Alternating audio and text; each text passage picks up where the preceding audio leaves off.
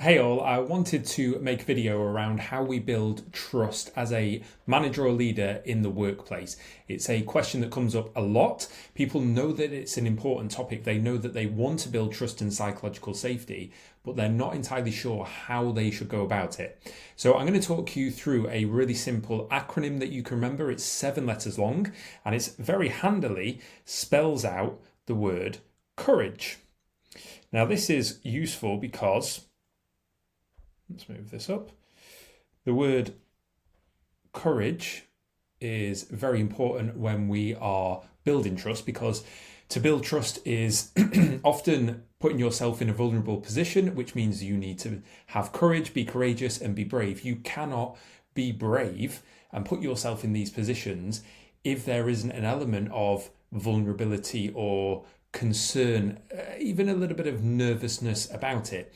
When we are building trust, we have to have our walls come down a little bit. So we're going to talk through 7 things that you can do as a manager or leader of a team to build trust.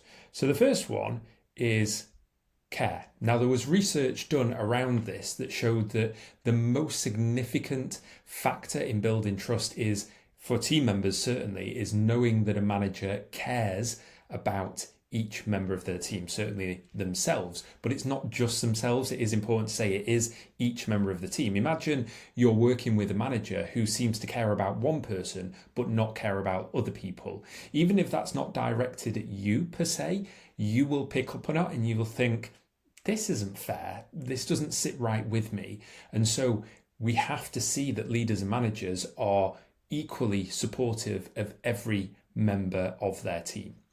The second one is that they are open and transparent. Things don't always go our way, but if we are able to voice our opinion and then someone say, I'm sorry, that can't happen, but here's why, and the manager and leader is open and transparent about the reasons behind decisions that are made, even if they're difficult decisions, we're much more likely to trust them. U is unsurprised. In feedback in particular, but you could probably just say that it's unsurprised in general.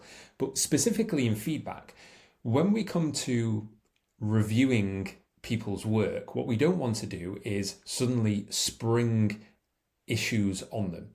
Certainly, if we don't see them very often, one of the worst things we can do is provide yearly reviews, but not really provide any feedback at any other point during the year. Even if we reduce that to quarterly pulse checks, that's still potentially a 3-month period where we're not providing feedback to people. One of the most important things about feedback is that it's timely, which means that speed is quite important. If we're seeing someone is struggling with something, they're not hitting a certain metric, conduct isn't where we want them to be, behaviours in team meetings is a little bit off, we need to step in and talk to that person. Now, that's not always providing feedback. Sometimes it's understanding where someone's coming from. But my point is that if we then do need to provide feedback and we do need to offer a bit of redirection in a behaviour, then that shouldn't be a shock to someone because we've already discussed it, certainly quickly and at timely points. R is that we offer recognition. Praise. We recognize the value that people bring to the team.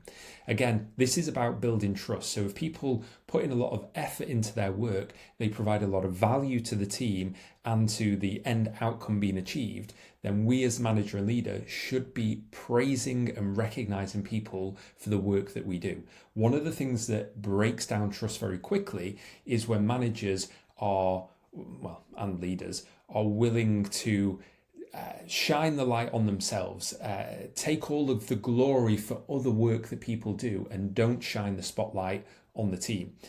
A great manager will always say, no, other people did this great work, but if it goes wrong, they will blame themselves first and foremost. One of the sucky things about being a manager sometimes is that you really don't get as much recognition as you should do because Your job is to create the best environment for other people to excel, and your ability to excel is a byproduct of other people performing well. A is autonomy. No surprise there for many of you. The autonomy, creating autonomy for team members is really important. The ability to craft the job as they see fit. We may delegate outcomes to people, but we don't necessarily want to delegate a step-by-step process of how to achieve it. Now, if they're a new member of the team, that might be a little bit different, and we offer coaching and much more guidance to begin with. But certainly for seasoned members of the team, we're trying to build trust. Here is what we're after as a business. I trust that you have the most knowledge and expertise, and I will provide the resources for you to achieve that. Again, there are times where we may provide a little bit of guidance, but we should discuss that up front around what the parameters of this new task may be. Next is G, which is go first. If we want to promote trust in our team, we have to go first at seeking feedback, at bringing new ideas to the table and saying, I may have missed things here. Tell me where I've gone wrong. Tell me why this isn't a good idea.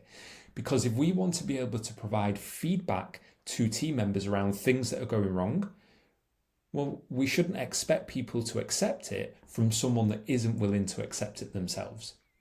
One of the things tied in with going first is that we're competent. It's hard to trust a team leader, a manager that isn't competent at doing their job. And again, for us to show that we're competent, we should be going first in demonstrating knowledge. Now, that doesn't mean that we talk over the people and that we continually shine the spotlight on ourselves, but we're willing to engage in robust dialogue around issues. If we want people to be innovative, if we want the team to be innovative and creative and find unique ways forward, they've got to be able to challenge each other. They've got to be able to say, I disagree, I think this is the way forward, and then not take it personally when someone disagrees with them.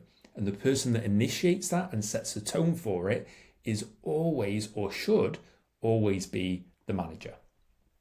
And the last one, which is something we've kind of touched on as we've gone through, is to elevate others. Again, it's all about shining the spotlight on other people, but behind the scenes, we should also be putting in plans in place for someone in our team's development, whether that's their overall career development, we should be supporting with that, but certainly their development over the next quarter, midterm development over the next year, and then maybe even 1 to 3 year or further development as well.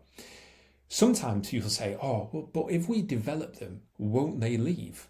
Yes, that's quite possibly something that they could do. Remember, people volunteer their time to be with you.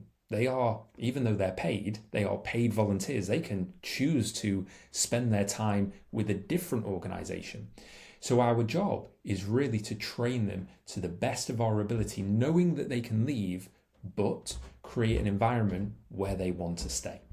So if you want to build trust in your team, go through these 7 steps and rate yourself or rank yourself individually and then discuss it as a team. How well do we meet these different criteria? How well do I care for my team members, not just as a whole group, but individually? How open and transparent am I? You can rate these on a 1 to 5 or a strongly disagree to strongly agree.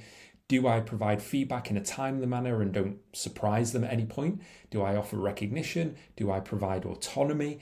Do I go first whenever it comes to something tricky or difficult? And do I elevate others? If the answer to that is agree to strongly disagree on all of them, then you're probably creating a very psychologically safe environment.